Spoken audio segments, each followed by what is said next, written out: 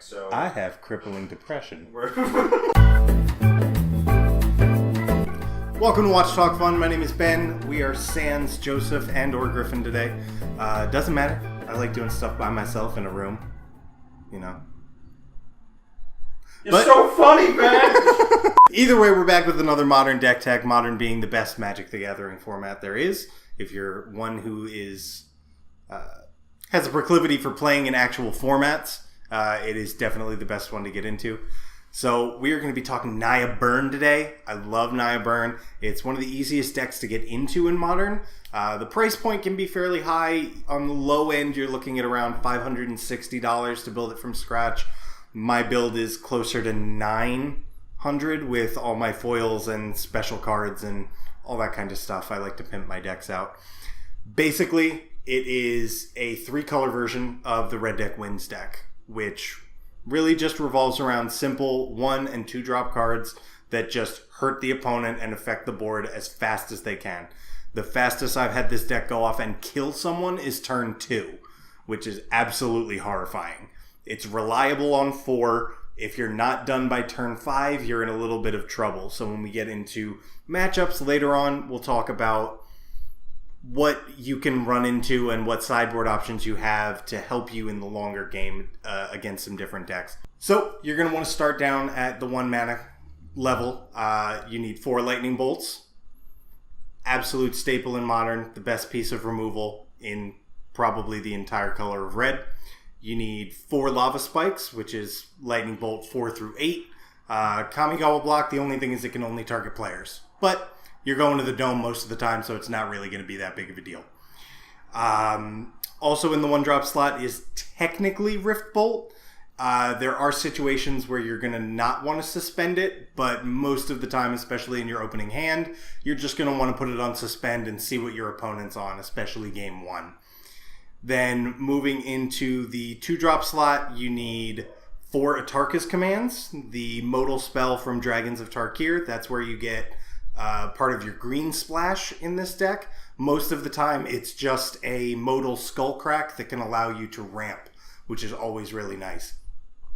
You need your 4 Boros Charms. Boros Charm is 4 to the dome, but it can also save you from board wipes in different matchups, which is always really good. I run 2 Lightning Helix and 2 Searing Blaze. These are the kind of interchangeable things that are very meta-dependent. So I tend to see just a few creatures, and the life gain usually is really important to me. So I tend to keep the Lightning Helixes in. A lot of people have actually started dropping them out. I recommend to keep them in. That is your spell suite in the main deck. This deck is also very creature heavy. A lot of people don't assume that when you tell them it's a burn deck. You're going to want to start at the bottom with your best 4 cards, which are Goblin Guides and Monastery Swift Spears. Now, the Goblin Guides are just a simple 1-drop 2/2 with haste. Nice and quick, get in there really good. The Monastery Swift Spears are from Khans of Tarkir, and they have prowess. So the faster you land them on the board and the better spell package you have in your hand is going to allow you to get to those turn 2 and turn 3 kills, which are always really amazing.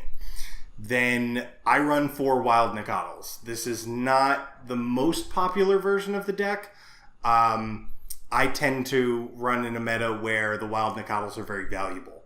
For those who don't know, Wild Nacatl is a 1-drop 1/1 in green that if you control a mountain and a plains, they get +1/+1 for each. So it's a 1-drop 3/3. No haste, no other evasion, but it can be a real threat in Modern where people aren't really dropping creatures that quickly.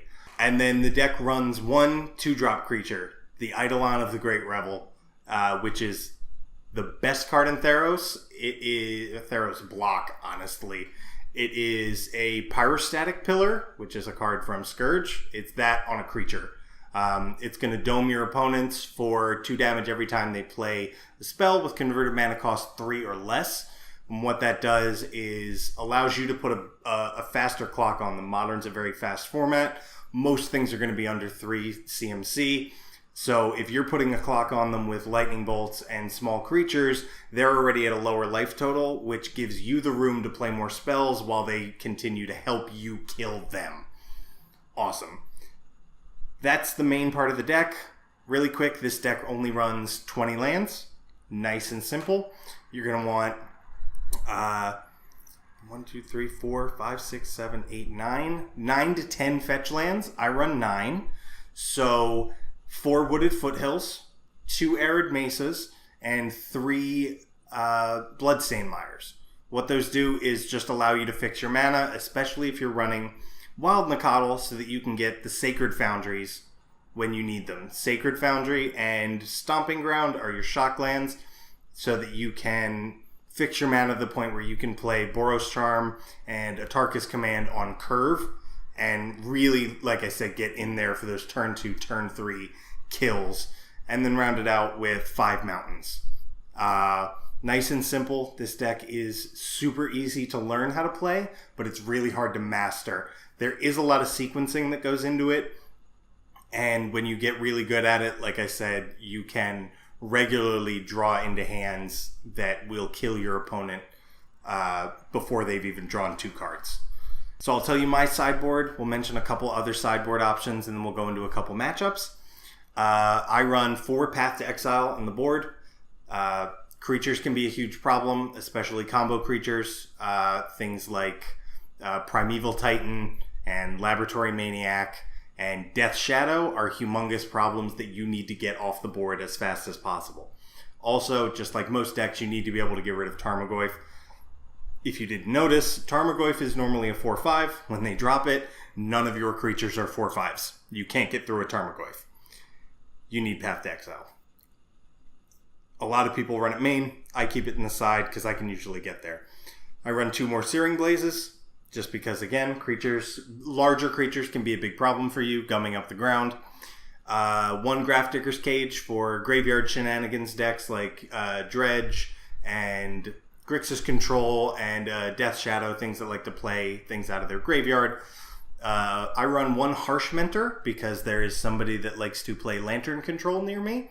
And if you've never played against Lantern Control, it's a miserable experience. And Harsh Mentor just tells them to go fuck themselves. It's a great card, brand new from Amonkhet. 1 Grim Lavamancer, bonus points for the Torment version with the better art.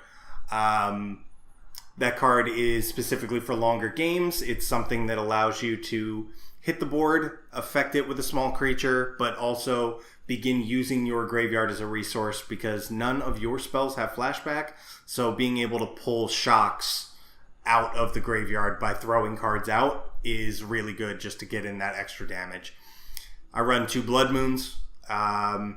This deck can function the way that I have it built on Blood Moon. So I only run 5 basic mountains.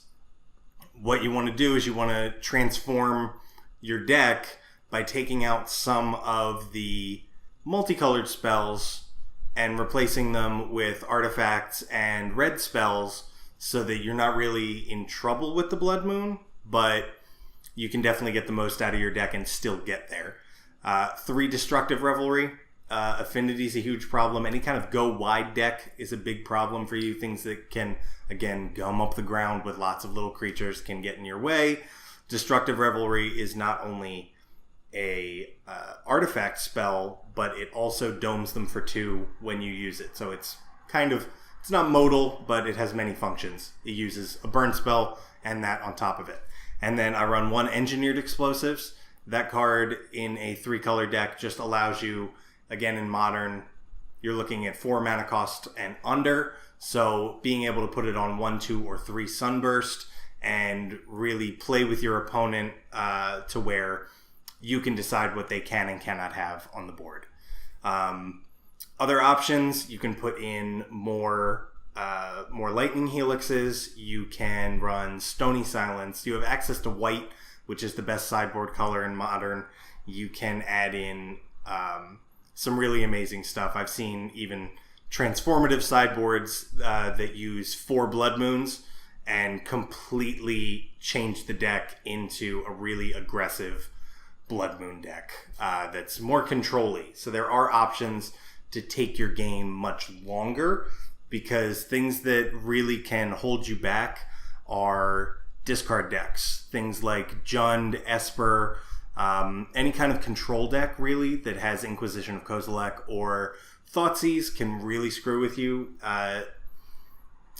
This deck needs gas. It needs a full grip to really get going, and if they start picking pieces out, you're really going to have trouble. And Collective Brutality, the new card from Eldritch Moon, is a real hose for this deck. It can screw you up by taking out your Goblin Guide and your best piece of burn in your hand for only 2 mana and a card. It's unbelievable. I really recommend this deck for newer players to really get into the format. Again, it's a lower price point, but it's something that you can really grow with. I've been playing Burn most of my Magic career. I love red decks, and this is just an evolution of everything a red deck is supposed to be. It adds in these other little flavors to give itself an even better chance in Modern to really stay in there. You'll notice if you look at tournament results that there's a lot of Burn towards the top 64 usually in any tournament. It's always very competitive. It's always really fun. So I really recommend it. I'm going to have a link to my exact 75 in the description down below. Please comment on it. If you have any questions, just feel free to get at me. I love this deck, and hopefully we will see you guys next Friday. Thank you so much for watching. Have a good one.